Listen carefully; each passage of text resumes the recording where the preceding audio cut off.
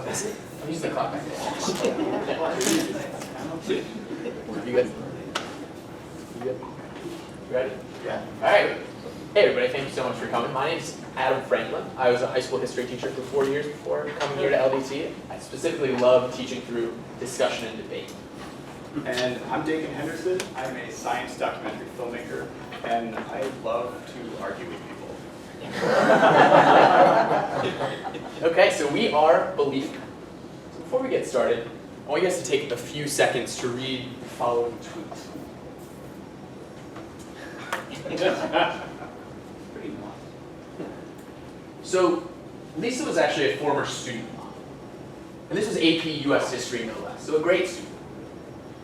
And while some of us might agree with the underlying sentiment behind what she's saying, I think we can all agree that her extreme rhetoric really leaves no room to engage. And something I found is that this pattern tends to come up a lot. Students like Lisa can apply reasoning to the most mundane subjects. But when it comes to really controversial issues, issues that are central to your identity, students tend to defer to this type of polarized, extreme rhetoric. And it's easy for any of us to fall into the same kind of thinking illustrated by Lisa's tweet. On the internet and in our lives, we tend to share our beliefs with people like us who think like us, forming echo chambers that tend to amplify and reinforce our beliefs.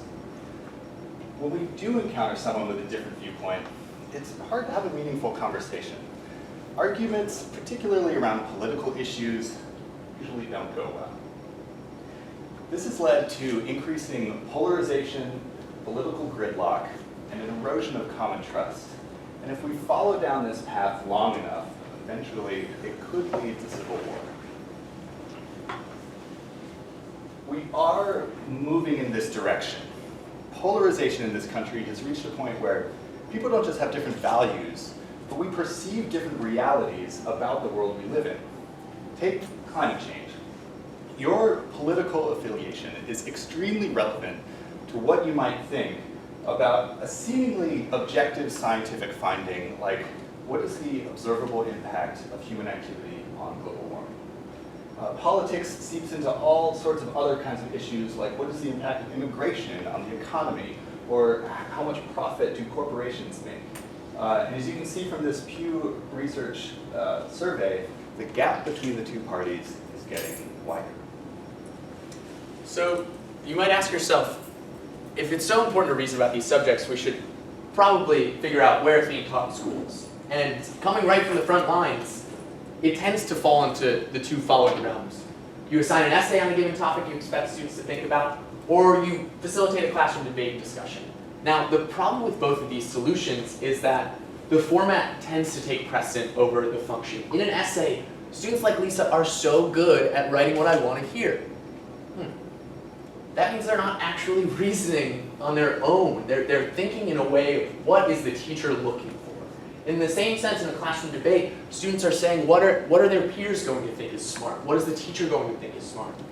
And so in schools, it's not necessarily true that students are doing the reasoning we would hope they're doing.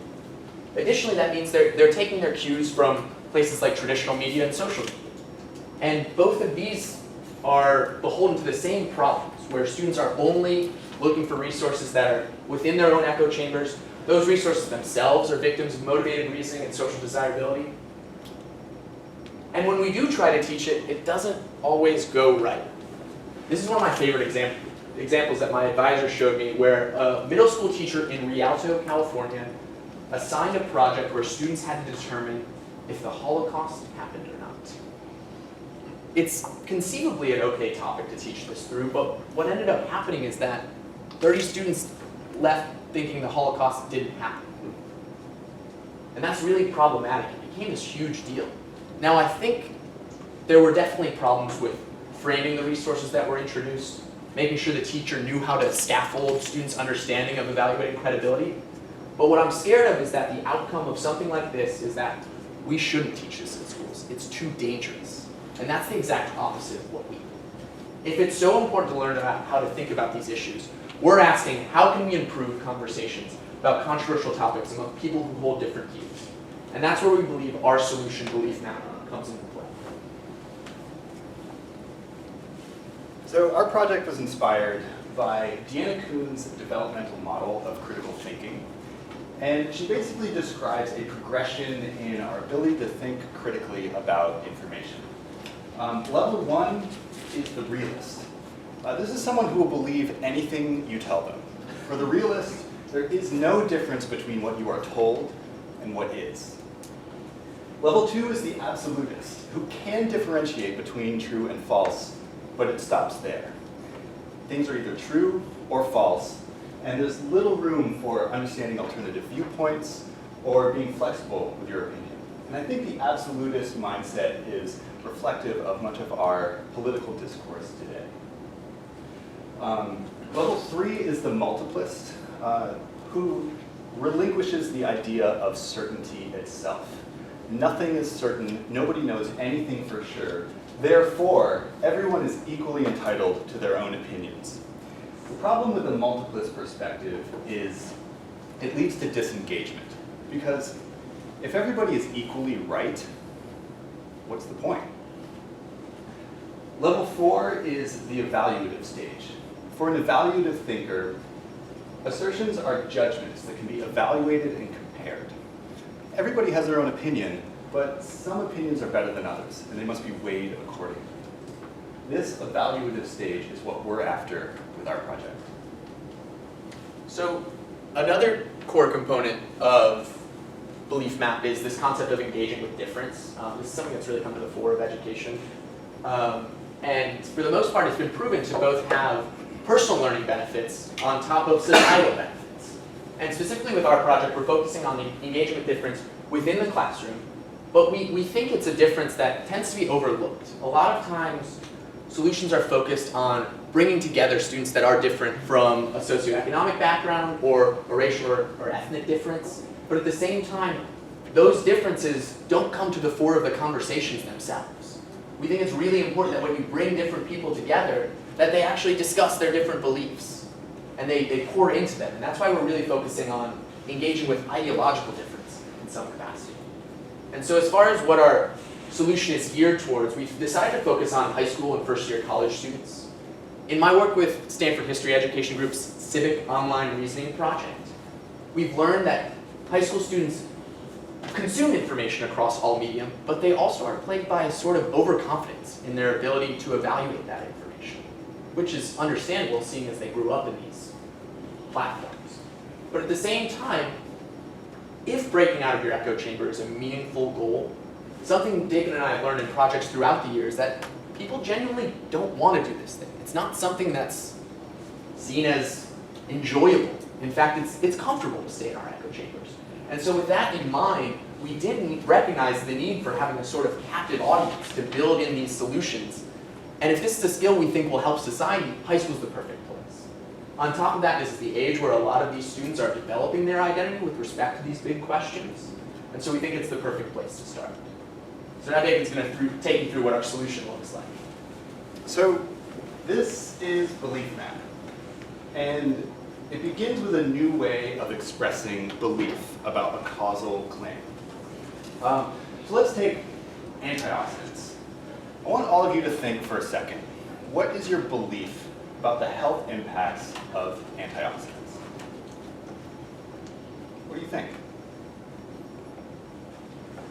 An absolutist would frame this as a yes or no question. Antioxidants are good for you, or they're not. With belief map, we're asking you to place your belief on a two-dimensional chart. The x-axis is the strength of the effect. So if you think antioxidants are good for you, how good for you are they? Are they going to prevent disease and prolong your life? Or are they just going to shorten a few colds? The y-axis is your level of certainty about that. So are you guessing? Is this a hunch? Or have you really looked into it and you're confident in your opinion? So if I place my belief there, that would mean that I think that antioxidants have a moderately beneficial effect on health. And I'm pretty confident in that opinion, but I'm not certain. The next step is a new way of interpreting information. using the same chart but tweaking the definitions of the axes slightly. So the x-axis is now, according to the source, what is the strength of the effect? And the y-axis is your judgment of the credibility of the source. So this is a New York Times article about a study in mice. If I put this article there, that would mean that I think the study is saying that antioxidants have a moderate beneficial effect on health. And I think it's a decently credible source, but definitely not the final word. And students will do this for a bunch of sources. So like, this antioxidant commercial for pomegranate juice. I might put that way out over here because it's saying that antioxidants will basically turn you into a dragon, but I don't think it's a very credible source. Students do this exercise and explaining why they positioned it where they did over on the right, until you get something that looks kind of like this. And then the last step of this part of the exercise is to go back and revise your current position after you've looked at all these sources. Is it going to change at all? And what we've seen actually in a lot of our testing is that often the certainty goes down after they look at sources. Not always, but that's something happens. So this is fantastic. Students are doing reasoning they would not otherwise do on this subject. But at the same time, it's happening in a silo. And something we realized along the way that's really important is to have students put their ideas in conversation. And so the first step of that, we think, is to have an actual one-on-one conversation with somebody else who's gone through this exact same protocol. So the idea is two students in some capacity would compare charts. They would norm on the credibility of one source. They would point out areas of common ground. They would pour into their differences in a more sort of structured format. And additionally, they would make concessions to each other after discussing the evidence they both found. This is something that we think is really meaningful in terms of helping solve those problems we talked about at the beginning of class. And then after the one-on-one conversation exists, we expect to see a more group reflection whereby you could look at the trends of a classroom or anybody who's answered this question. So again, the core loop of the experience of the learner, you plot your own opinion, and you look at some evidence, you go through the sources, you come back and revise your own position. Then you put your ideas in conversation with the one-on-one discussion activity that Adam described. And finally, come back together as a class or as a group and reflect on larger issues in society. And we have two versions of our product at the moment. One is the physical analog version, you can see over there, where students use push pins to represent their beliefs and the sources. And the benefit of this is when they engage in the discussion activity with one of their classmates, it's in person, face-to-face, and there are benefits to being present with someone who you're talking about a controversial topic with. And it has zero technology requirements for the teacher. We also have the online version, which you just saw. And this has the benefit of connecting students with different kinds of people from all over the country. They would do the discussion activity over a video chat. And it also has the benefit of you can save your beliefs and come back to them later, add to them, and sort of collect a bunch of charts of your beliefs. As far as the scholarly underpinning of our solution that we've designed, we really think there's some great research we can point to as to why this works as a solution. The first, obviously, we've talked about how framing the question in a very specific way can help get you out of this absolutist mindset. But additionally, exposure to diverse evidence, especially in a sort of non-threatening and applied way, instead of asking, what do you think of this source, asking, what does this source think of the question, we can really start to undercut the motivated reasoning that might prevent you from answering this question in an unbiased way. Additionally, scaffolding evaluation, we really worked with how can we teach kids to think about credibility in a way that gets them to a point where we're confident in their ability to do so. Additionally, this is one of my favorite, the expectation of explanation. There's something called the illusion of explanatory depth that we think really applies here. This was a study done at Yale where 75 Yale students were asked to rate their ability to explain how a toilet works. What they realized is that students severely overestimated their ability to explain it because the next step was to actually have them explain it. And after that activity, the levels of confidence in their ability to explain something dropped significantly. Proactively making sure you know you're going to have to explain a given idea can severely humble you in a certain sense, but force you to think about how am I going to explain this in the future, which is something we really want to make sure is happening, and it helps us prevent some of the problems we saw with Lisa at the beginning of class. And lastly, engaging with difference. Again, there are huge benefits to exposing you to different people, to different ideas, to different sources. And with that said, what we can expect to see is not just these skills emerging within Belief Map. Over time, if there's enough exposure, these skills would hopefully transfer to the wild, so that when you're looking at news, thinking about your opinion on a given idea, you're applying these same skills. So we didn't just land on this complete experience at the beginning. It was a long process of debating with each other and testing with users. We did 4 rounds of user testing, 2 Stanford Splash courses, 1 high school class at Maharishi High School did it for us, and then also 1 session with 2 adults who we knew were on opposite ends of the political spectrum. And some of the main insights that we got from this were, scaffolding judgment of credibility, adding the discussion protocol that was not originally part of the thing, limiting the size and scope of sources was important just for time constraints. Diverse media was a must so that the sources would in some way reflect what they might be experiencing on the internet in their regular lives.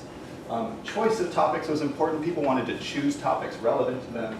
And then adding the full class reflection discussion afterwards, that also came after user feedback. So as far as feedback we got during these, we got some awesome sort of quotes that I want to read for you.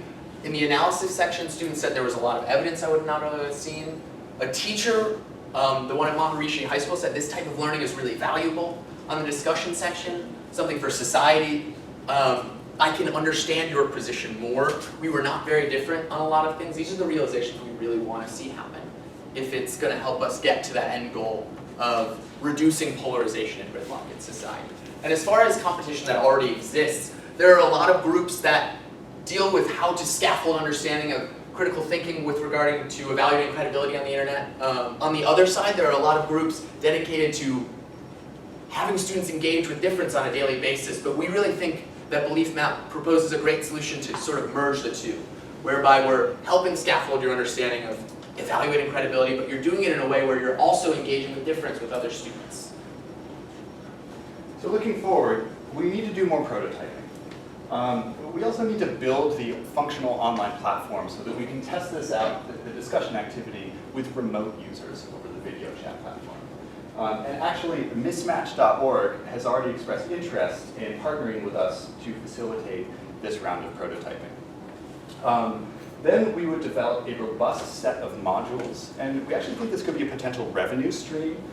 Thoroughly researched, curated modules of sources at the appropriate length and age level could be something that we sell to teachers and schools, while the platform would be available for free to anyone who wants to curate their own modules and sources. And then sometime in the future, after we've expanded into schools, we envision a version 2.0, which would be for anybody on the internet. Users would express, share, and inform their beliefs in a way that focuses on critical thinking and engaging with difference, rather than extremism and like-mindedness. This version, this global version, would be integrated across platforms so that all sources of information on the internet could link back to a user's belief map about claims that they think are relevant to that source. So with that said, again, we hope this helps address some of the problems that we think are so catastrophic potentially in society today. And we would really like to thank the following people for all their support in helping us get to this point, and hopefully we'll go from here. So thank you guys so much for this.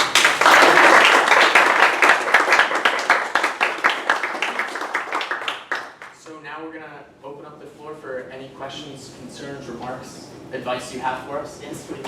First, I really like this project. I think it's Awesome. especially relevant to today's political atmosphere. My question was about gender differences. Yeah. So you stated that the individuals using the map, and I wasn't sure about the context, individuals using the map tended to be question their own beliefs, or in other words, it humbled them, I think was the phrase you used. Did you see differences across the gender, because it tends to be that men tend to be more or boys tend to be more confident about their beliefs and think that's very sure. Like, and with men, they say like, I think one poll was like over 20% of men think they'd be ready to be president of the United States, versus like less than 10% of women. You know? And so I'm wondering, did you see the decrease more with men? Was there just across the board differences? That is not something that I've looked at, but I want to go look at it now. So in the classes that we did do, we have a before and after of the belief. Some of them, I mean, they went in all different directions, and comparing that across gender would be really interesting to do, because I have heard that men will become more confident, and then women might be the other way around, but I didn't look at that. Yeah, and I would say too, as far as like reconciling your personal certainty versus your surveying of the landscape of evidence, part of what we envision as part of the group reflection protocol is looking at the difference between, let's say, your evaluation of the sources and where your position exists. And if there is a huge gap, it's not necessarily that you don't have the right to think what you do, but you should account for that difference in some capacity. You shouldn't just be able to say, I'm this certain, even though I acknowledge all the evidence I looked at of certain here. Yeah, I think we use in polarization maybe to address toxic masculinity. I also think maybe even history, or to address maybe some implicit mindsets on suicidality, on mental health. There should be wide applicability for this. Yeah, you're kind of touching on how this could be a measurement tool, in addition to a learning tool, for researchers who are interested in answering these kinds of questions. That could also be useful there. But I would be curious to see if maybe there's an opposite effect where actually you see people who are maybe less knowledgeable become more confident in their beliefs afterwards. Yeah, that's fair. Yeah. Yeah, backfiring, but you never know. Yeah. More data is what we need for that. Yeah. Yeah. Actually, my suggestion is related to the previous comment that you can use exactly that as a basis to explore ways of visualizing data. For example, if you have, let's say, if you do this kind of activity with, let's say, 10,000 people, and you represent the frequencies with the color intensity or the diameter of the dots or whatever, you could have an interesting tool to see how a community or certain target population is thinking in terms of these. Yeah, that's a great point. Yeah, we had talked about how these sort of represent great polling statistics, essentially, from a reflective point of view. So if I understand correctly, it's people's self-perceptions of credibility that's sort of the basis of the activity. Yet, that's sort of an interesting question, right? We appear to have a precedent that has beliefs some sources are weirdly credible. So how does that play into the fact that it's my perception which could be the problem? That's a great point. We tried to address a solution in that sense. Yeah, one of our iterations had a long, this is how to evaluate credibility, and we had these 4 categories. There was robustness, relevance, honesty, and there was one other. Anyways, we had this scaffolding credibility, plausibility. And it was a big time constraint burden in the activity. And so we consider the skill of evaluating credibility as definitely very necessary, a necessary part of this. But SHEG already is developing some really good materials around that. We have this this module that we kind of created that could do that. It would work in tandem with, this would be a tool that could be used with something that is really more focused on the skills of evaluating credibility. So just a quick follow-up. I mean, so you have these 2 very interesting dimensions. Yeah. In your user testing, could you say that one or the other dimension was the most stimulating of discussion, or was it? I would say a majority of difference tends to be perception of credibility, but it's also the sort of entryway to discussion, because no longer are you talking about, is this source, do I need to accept it or not? It's I can take what they're saying with a grain of salt, and both of us can engage with it in some capacity. But it is definitely the most subjective part of this experience. In some ways, though, you almost can't bestow that. I think a problem with society is that ultimately we're taking the point of view that we can tell other people what sources should be credible instead of showing them why. And that doesn't mesh well with a lot of people, to just defer to authority when it comes to evaluating credibility. Yeah. First, I think this is a wonderful issue of moment, and I like the simplicity and effectiveness of your scheme. Yeah. It's really elegant and I think usable. It's Yeah. good space for people to breathe life into it.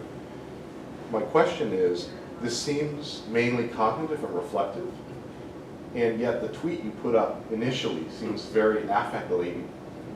And so my question is, how do you see central nervous system regulation and or affect regulation as a core component of achieving the goal you're trying to achieve, and how might you integrate more of those elements as part of your process? That's a fantastic point. If you want to talk about the other solution we had thought about. Oh, I don't know what Yeah. I'm thinking of. Oh, I was going to say, there is that danger, which is like you're confronted with a source that so much disagrees with your identity that you can't engage with it in a certain sense because you are too elevated. But there's like an oatmeal comic that helps people sort of like serves as a tutorial to get you into this frame of thought that I shouldn't be offended by facts that disagree with my sort of outlook on life, and sort of providing more materials that get people in that headspace before you go into the evidence analysis portion is really meaningful. And I was also going to bring up, again, mismatch.org is addressing that emotional element, you know, the respect and civility in a conversation with someone who you disagree with about these sensitive issues. That they have, I think it's called Living Room Conversations, has a kind of lesson plan around that, around listening, and it's not on the cognitive stuff. It's about, you know, your identity and emotional attachment to ideas and threats to ideas. And so there are other things out there that are addressing that a little more head-on that could be seamlessly integrated with this, or maybe like as a predecessor. You know, like it could cover that first and then come up to the cognitive critical thinking level. I would say too, almost, by framing it in a way where we're not asking you to give us your answer to the question, instead give the source's answer to the question, it sort of removes the personal interpretation, at least within the discussion protocol. So you have two people coming together and discussing, here's what this source thought about it, here's why I think it's credible or not. I'm almost envisioning a z-axis where there's, you know, like activation. Yeah, something, how or- much I care. Right, yeah. Slide on Yeah, but that's something we've talked about too. We- There's so many great places. Yeah, we drew a, I can't describe it. Yeah. Yeah, I'd like to follow, so I was going to ask a similar question because I'm thinking along the same lines. So I guess the comment, since you really asked the question, is what we discovered worked for that all sides of the conversations mismatch thing was a relationships first module where we had the students talk to each other. So once they established some kind of relationship where they could see some commonality, then these other things became easier. But if you skip that step, things got rougher quicker. I am curious about a question kind of about biases. So you mentioned how you kind of like, after you're done, you see what everybody did. And I'm like, cool and ooh, because you could be, have a tendency of wanting to go, oh, well, that's the right answer. Therefore, I want to be, you know, and so just share with me your thoughts with that. So bias. our vision of the whole group reflection isn't as much about coming to a consensus on given spots for sources, more sort of forward-looking potentially. If society believes this about a given question, what should democracy's answer to it be, basically, is one frame of reference for looking at the group now.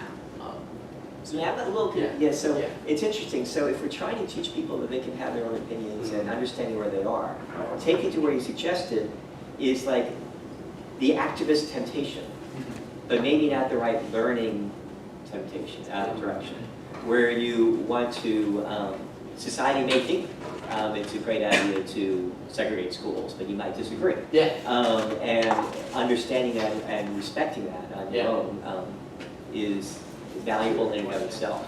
And you want to have them have some kind of grit at the end to, and one, you don't want them to be, this is what I thought before I went in, I want to stay there. So I'm raising an issue with no Absolutely, thank you. Yeah, I mean, you're touching on the tension in Jana Kuhn's developmental model between Yeah. absolutism and Yeah. multiplism, because if we, in the class discussion, put up everybody in the class's opinion, and they're all over the place, then there is a tension there that we would not want to lead people down the slippery slope to multiplism, where it's like, well, whatever. Yeah. And so there is, within the discussion guide for that class activity, a lot of that might be on the teacher to help bring students to the evaluative level.